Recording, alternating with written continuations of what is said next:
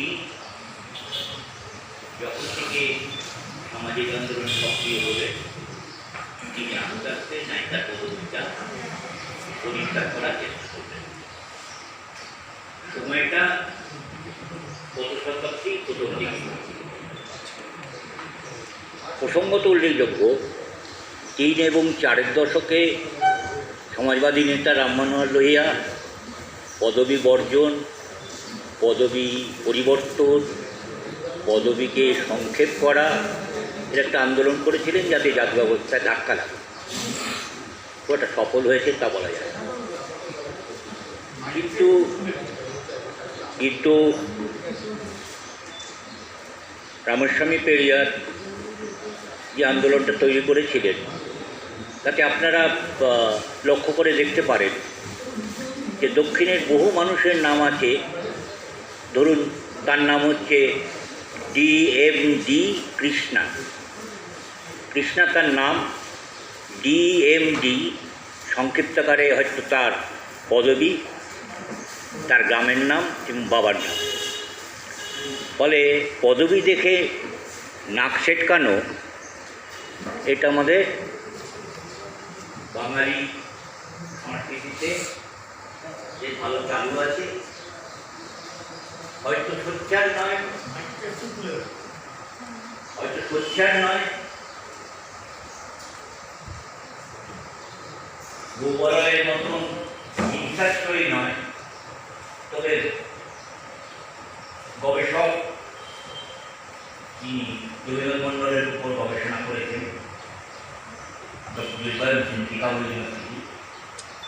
তার কাছে তিনি জৈবনের কাঠ্যগ্রন্থের শিরোনাম ছিল অ্যাবসেন্ট মাইন্ডেড কালচার। বাঙালি বর্ণ হিন্দু ভদ্রমিত্র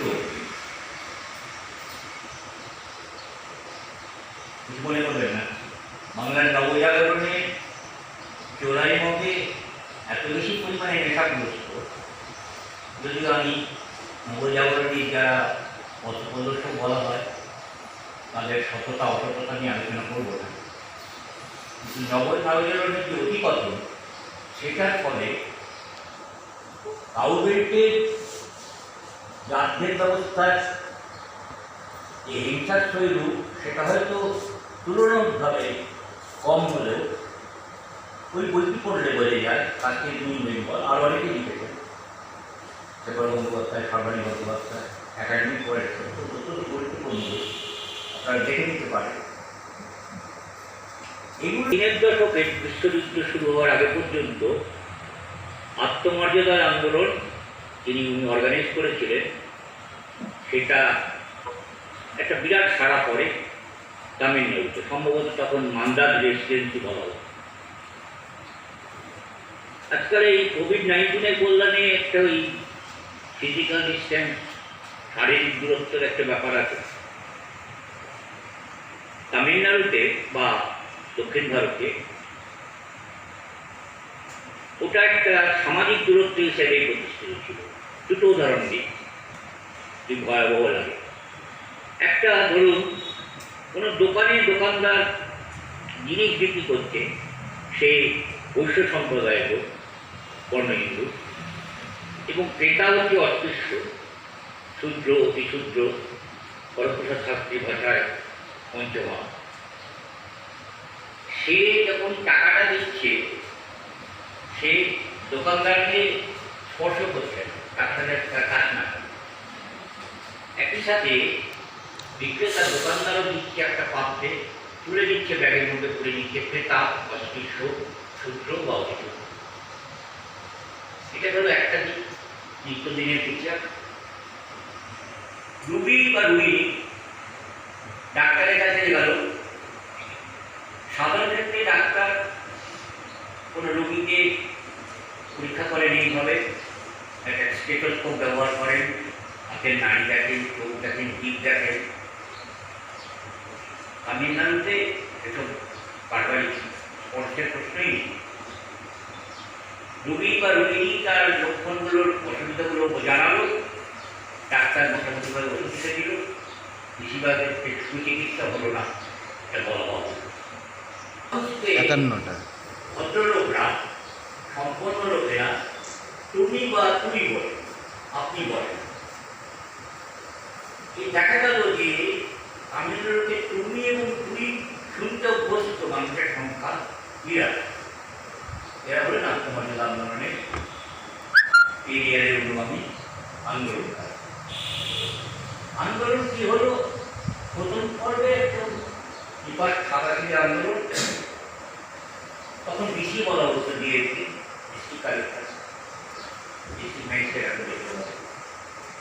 তার দপ্তরে ডেমনস্ট্রেশন, পুলিশ ধরে নিয়ে গেল সাদামাটা তাদের কোনো একটা কাছাকাছি জেলখানায় কিংবা কোর্টে কোনো একটা জায়গায় গিয়ে তাদের সন্ধ্যেবেলা ছেড়ে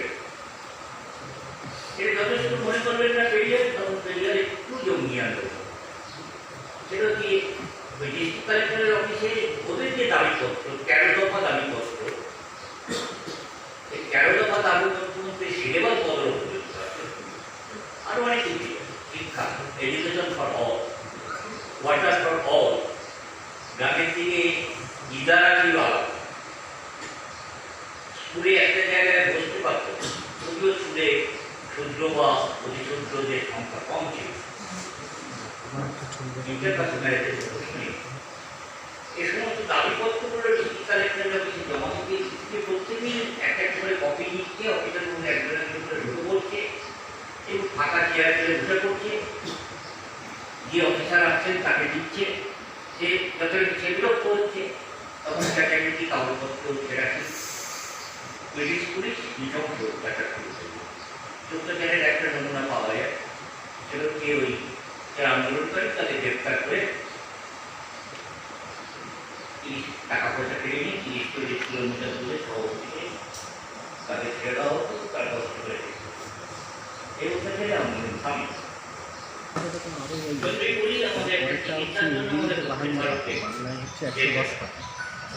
আমরা বিশেষ করে দেখি দক্ষিণ ভারতীয় সংরক্ষণ করলে আমাদের অনেকেই খুব অসন্তুষ্ট হয়। সংরক্ষণটা প্রায় সংরক্ষণের কোটা পূর্ণ হওয়ার ফলে ডাক্তার ইঞ্জিনিয়াররা প্রচুর পরিমাণে হওয়ার ফলে চিকিৎসার ব্যবস্থার একটা বিরাট উন্নতি হয় এবং সেটা হয়, এটা কোনো কোটার কারণ হয় তাদের যোগ্যতা, যে যোগ্যতা অবহেলিত ছিল। এটা একটা লক্ষণীয় বিষয়। শিক্ষার প্রশংসায় এগুলো দিয়ে আত্মমর্যাদা আন্দোলন শুরু হয়।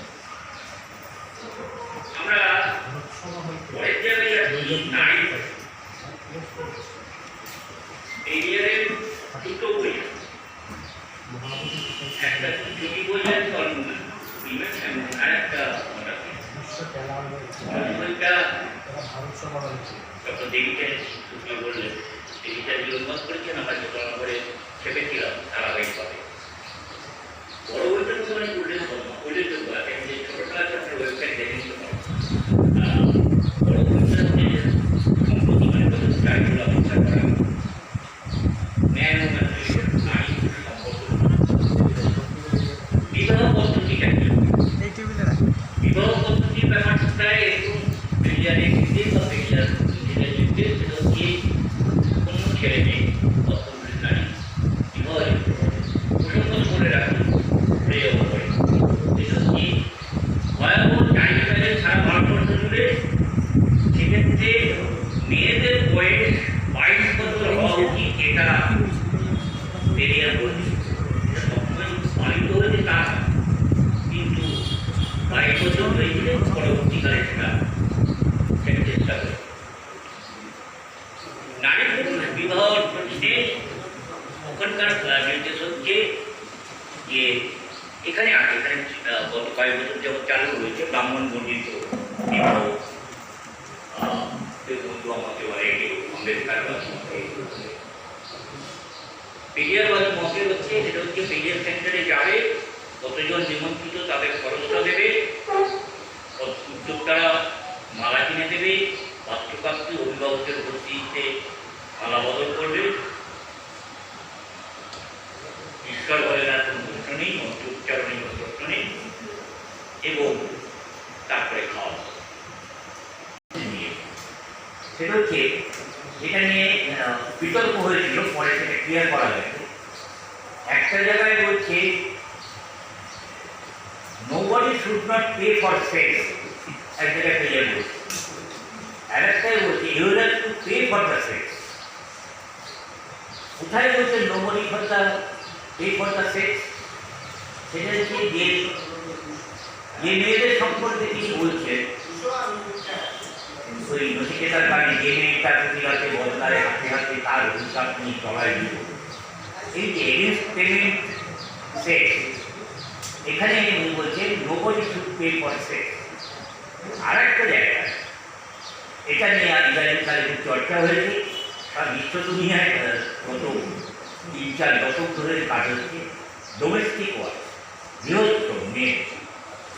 এখানে কেরিয়ারের নির্দেশ খুব অসাধারণ। কেরিয়ার বলছেন যে তোমার স্ত্রী, তুমি চাকরি করো, তোমার স্ত্রী তোমার গৃহিণী বা তোমার জীবনে তুমি যাই না বলবে, তিনি বাড়ির কাজকর্ম করেন, তিনি সন্তান পালন করেন, তিনি গর্ভধারণ করেন, তিনি বাড়ির দায়িত্ব যখন পালন করেন উইকেন্ড ইউল টু পে। এমন পর্যন্ত তুমি তার সাথে যে শারীরিক মিলন ঘটাচ্ছ you'll to pay for the sex. একটা জায়গায় বলছেন nobody should not pay for sex, আর এখানে উনি বলছেন you have to pay for the sex। নারী বইটার মধ্যে পাওয়া যায় সঙ্গ, শারীরিক মিলনের ক্ষেত্রে উভয় সম্মতি রেখে রেখে করাটা অপরাধ এবং রেট আজকের অনেকে, কিন্তু আজ থেকে প্রায় 100 বছর আগে বেরিয়ে গেল। এইবার আসি সময়ের অভাব, সমাজবাদের প্রতি আসবো, নাস্তিকদের কথা বলি।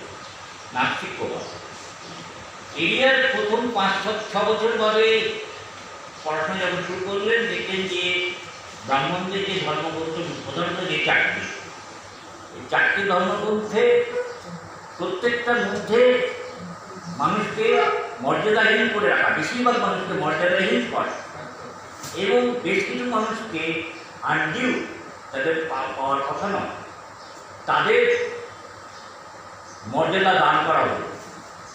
সুতরাং ধর্মগ্রন্থগুলোর উৎস হচ্ছে ঈশ্বর বিশ্বাস। সেই ঈশ্বর বিশ্বাসকে নাটক করছেন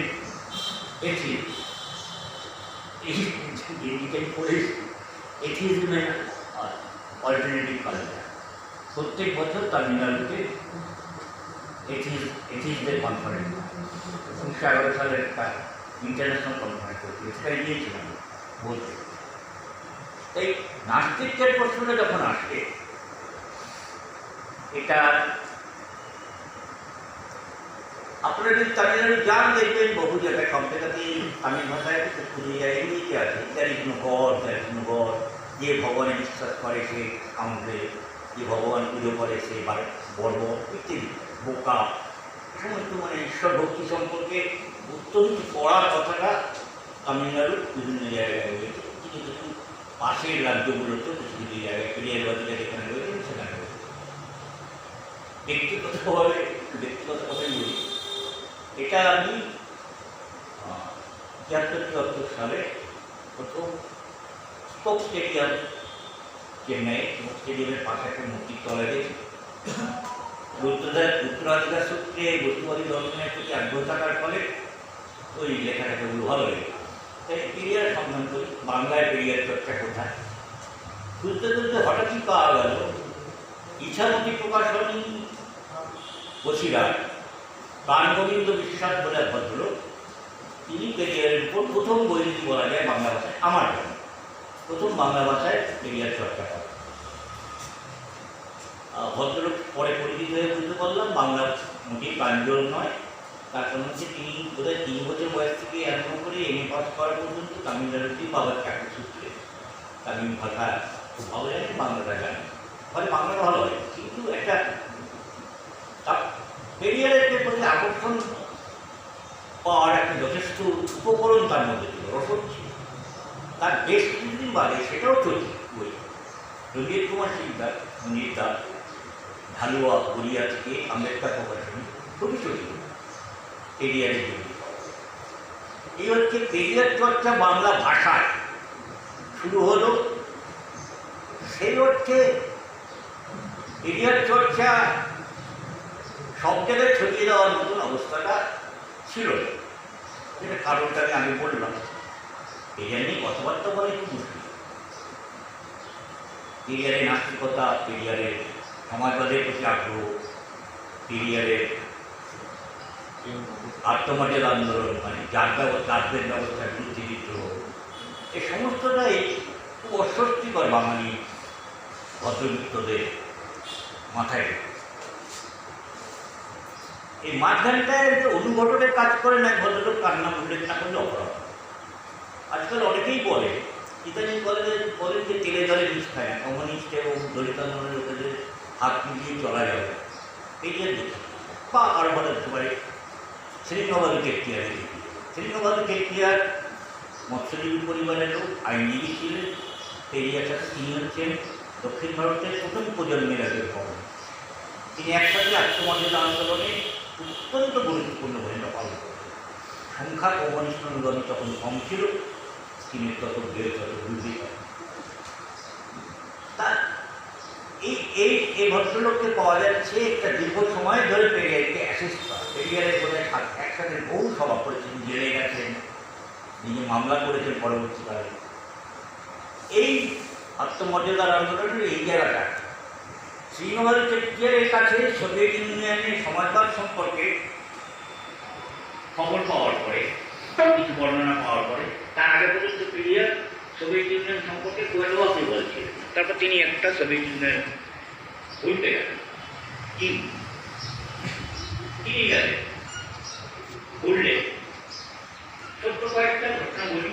আপনার ওই বইটা যেটা মাই চিত্র সোভিয়েত ইউনিয়ন, সেই বইটাতে রয়েছে, আরো অন্যান্য জায়গায়ও পাওয়া যায়, ইয়াদার থেকে পাওয়া যায়। ওনার যে পত্রিকার বই থেকে সেটা একটা সংকলন হয়েছে, যদি বলতে সম্ভব হয়, সেই বলতে সম্ভব বলতে যাই হোক, সেটা বলব।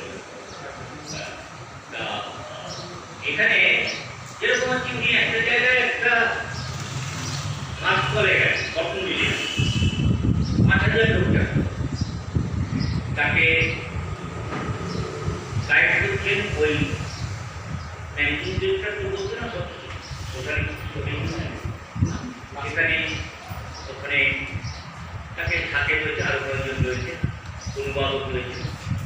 উনি একটা কাপড়ের মেশিনে তোলা দিয়ে একটা পা দেখছে মহিলা, তো বের করতে বললেন, নিচে বেরোলো, তার সাথে আলাপ করলো, অনুবাদ করে দেওয়া হলো। তো উনি মজুরি জিজ্ঞেস করলেন। বিস্ময়কর হচ্ছে ওই ৫,০০০ লোকের কটন মিলের সর্বোচ্চ পদে যিনি দায়িত্ব আছেন, আর তিনি সে হচ্ছে অদক্ষ শ্রমিক মহিলা, এই দুজনের মাইনের তফাৎ খুবই সব। এইটা হচ্ছে সমাজবাদের তারা দুপুরবেলা সেই ক্যান্টিনে ওয়ার্কারদের সাথে খাওয়া দাওয়া করলেন, যথেষ্ট পরিমাণ খাওয়া, ওপেকে পেমেন্ট, সম্ভবত ওই আমরা যেটা পয়সা বলি ওপেকে পেমেন্ট হচ্ছে, সমস্ত ভালো ভালো খাওয়া, মাংস, রুটি, পনির ইত্যাদি এবং ভর্তা। তা এটা হচ্ছে সমাজবাদের প্রতি তার ভাষাটা একটা স্পর্শকাতর ব্যাপার চিরকালই পেরিয়ে গেছে। তিনি একটা ভাষা নিয়ে খুব একটা প্রসঙ্গত করে রাখি যে তামিল ভাষা নিয়ে ওনার যে গর্ব, সে প্রশ্নে উনি দাবি করতেন, লোকেরা বিশ্বাস করেন যে তামিল ভাষা সংস্কৃতের চেয়েও কাছে। এটা উনি দাবি করতেন না। 2005 সালে নোয়াম চমস্কি অনলাইনে লেকচার হয়ে বলছেন যে পেরিয়ার নামক একজন সোশ্যাল রিফর্মার দাবি করেছেন, এটা হলেও হতে পারে। ফ্রন্টলাইনে বেরোবার পর আর তামিলনাড়ুর উৎসব শুরু হয়ে রাশিয়ায় গিয়ে জিজ্ঞেস করলো, রাশিয়ানকে জিজ্ঞেস করলেন যে তোমরা কি এতগুলো দেশ, উজবেকিস্তান, ইউক্রেন, আজারবাইজান, সেখানে কি তোমরা রূপকথা কাটিয়ে দিচ্ছ? তো বলে ঠিক আছে, ইন্টারন্যাশনাল গেস্ট হাউসে যে দেখা হবে, সিনেমা দেখানো হবে, আপনাদের দেখানো দেখবে। সেখানে দুটো জায়গায়, উজবেকিস্তান এবং আজারবাইজানে দুটো জায়গায় দেখা গেল 3 থেকে 4-5 জন ছাত্রছাত্রী তারা পড়াশোনা করছে, তাদের রুট ভাষা করতে হচ্ছে না, তাদের স্থানীয় ভাষা করতে, তারা রুট ভাষা করতে চায় না। অর্থাৎ মস্কো হেজিমনি বা রাশিয়ান হেজিমনি বলে যে অভিযোগগুলো করা হয় তালিমের ক্ষেত্রে, সেটাকে কাটা যায় হচ্ছে এই এক্সপেরিমেন্ট। নাস্তিকতা হলো, রাশিয়া কখন হলো, সমাজবাদ হলো, সেখানে 1947 সালের 15ই আগস্ট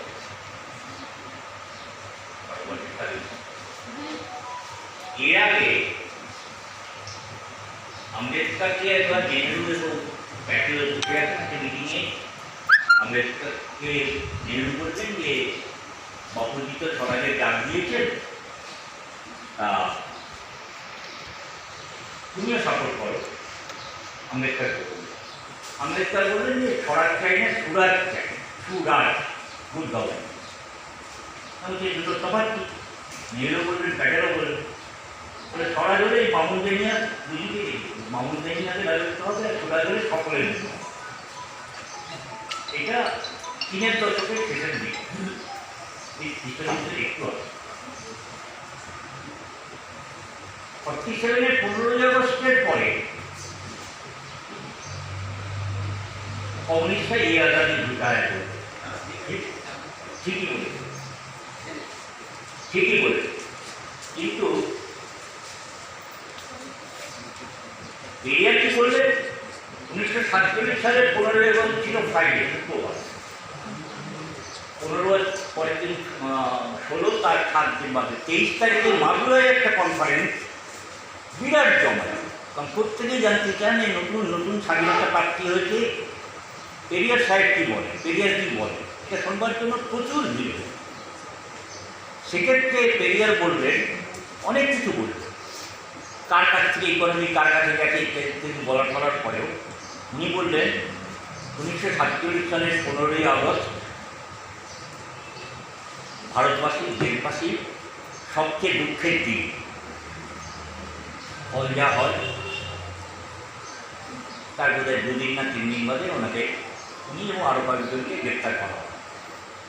ভারতবর্ষে কোট স্বাধীন ভারতবর্ষের প্রথম রাজনৈতিক বন্দীর নাম হচ্ছে রামাস্বামী পেরিয়ার। আজকে যদি